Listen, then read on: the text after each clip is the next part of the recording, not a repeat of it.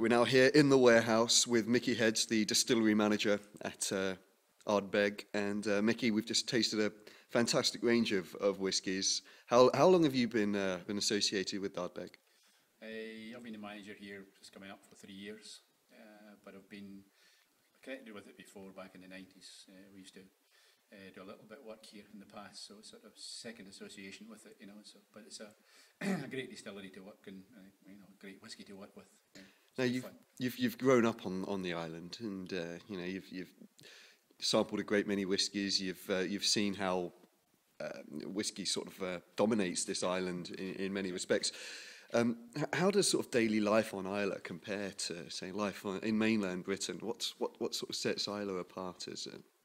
That's quite a hard question, actually. I don't really know daily life on the mainland. I know you live on site, really, don't you? Yeah, I live here, and I mean it's maybe a slightly different way of life. We know, most people on the island, or a lot of people on the islands, so it's just a nice place to live. There's lots of open space. If you like that, it's a little bit more remote. If you want to try and get somewhere, you've got to plan ahead and do it. But it's just a nice place to live. No atmosphere, lots of friends. We know, as we're saying, we know lots of people in the villages, and it's just it's quite nice, a nice relaxing place to live. And why did Islay become such a all those years ago? Why did all these distilleries set up on Islay? I think in the past, Islay is known as the sort of Queen of the Hebrides. It's the most fertile island on the sort of west coast, so a lot of sort of grain would have been grown here, as well as for food and the knowledge of whiskey that was on the island. People developed it and used it for whiskey making, and it just sort of grew over the last 300, 400, 500 years.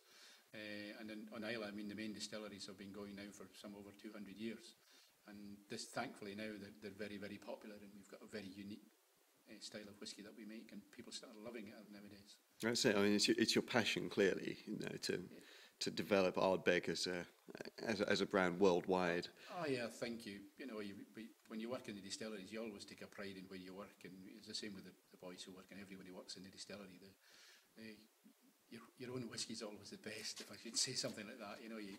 You put a lot of effort into it, and you try and encourage it. And when you see people enjoying what you do, it certainly makes it all worthwhile. Yeah. And we've been brought over here to on the premise of sampling the Corryvreckan and enjoying what your latest expression there.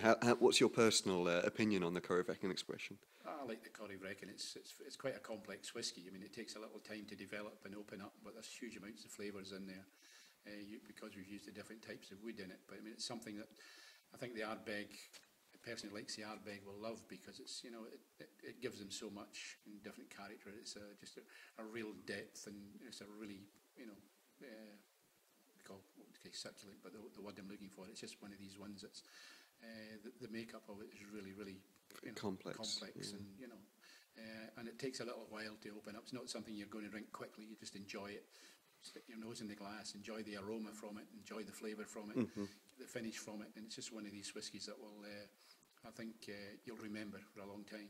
No, Ardbeg has it's obviously one of the kings of the Islay malts. It's peatiest, it's the smokiest. Do you feel that perhaps limits the appeal of Ardbeg, or do you feel that amongst the mass consumer, you're talking about a mass audience, or do you feel that it sets it apart in the sense that it really opens up opportunities for Ardbeg to set himself apart from other whiskies? I think it's sort of quite unique.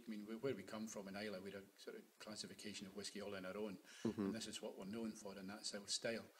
And I think the type of whiskey we've got is highly regarded as a really high quality whiskey. The distillate we make is excellent.